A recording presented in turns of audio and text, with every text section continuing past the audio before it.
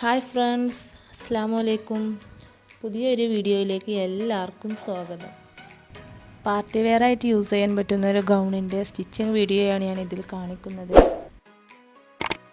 ഇതിൽ യോക്കിന് വേണ്ടിയിട്ട് 1/2 മീറ്റർ നെറ്റിൻ്റെ മെറ്റീരിയലും, ലൈനിങ്ങിന് വേണ്ടിയിട്ട് 1.5 മീറ്റർ ക്രൈപ്പിൻ്റെ മെറ്റീരിയലും, സ്ലീവിന് വേണ്ടിയിട്ട് 1/2 മീറ്റർ നെറ്റിൻ്റെ മെറ്റീരിയലുമാണ് എടുത്തിട്ടുള്ളത്. വീഡിയോയിലേക്ക് പോകുന്നതിന് മുന്നേ നിങ്ങൾ ആദ്യമായിട്ടാണ് എൻ്റെ ഈ ചാനൽ കാണുന്നതെങ്കിൽ പ്ലീസ് ഒന്ന് സബ്സ്ക്രൈബ് ചെയ്യുക.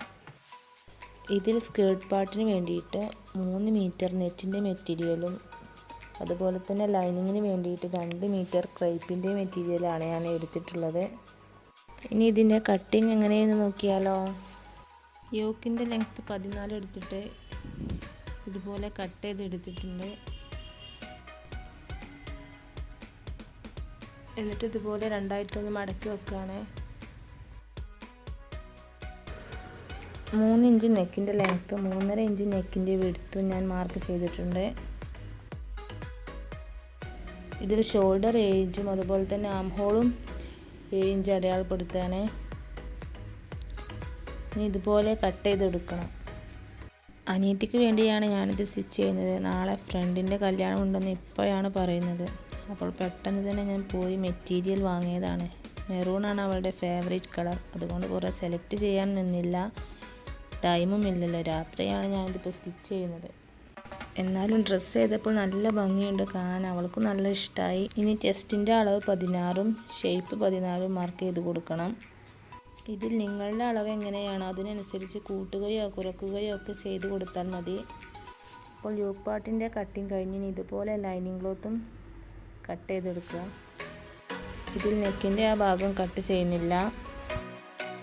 ഇതുപോലെ ലൈനിങ്ങിൻ്റെ മുകളിലായിട്ട് നെറ്റ് ക്ലോത്ത് വെച്ചിട്ട് നെക്ക് ഇതുപോലെ സ്റ്റിച്ച് ചെയ്ത് കൊടുക്കുക. എന്നിട്ട് അത് മറിച്ചിട്ട് പ്രസ് ചെയ്ത് സ്റ്റിച്ച് ചെയ്താൽ മതി. എന്നിട്ട് ഇത് മുഴുവനായിട്ട് പതിച്ച് സ്റ്റിച്ച് ചെയ്ത് കൊടുക്കണം.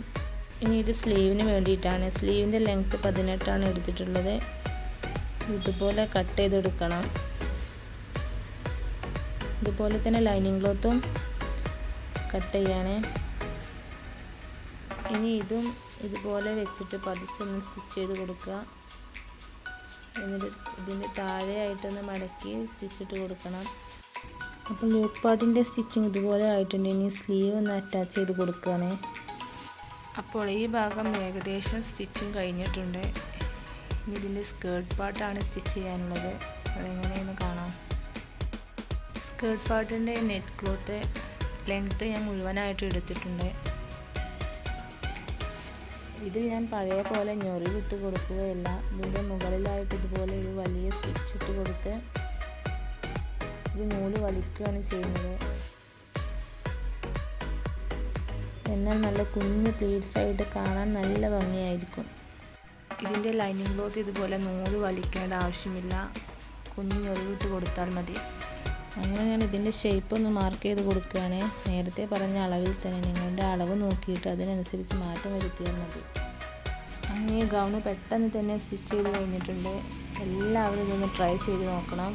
എൻ്റെ ഈ വീഡിയോ ഇഷ്ടമായാൽ ലൈക്ക് ചെയ്യുക, കമൻറ്റ് ചെയ്യുക, സബ്സ്ക്രൈബ് ചെയ്യുക. ഇനി അടുത്ത വീഡിയോയിൽ കാണാം ഇൻഷാ അല്ലാഹ്. അസ്സലാമു അലൈക്കും.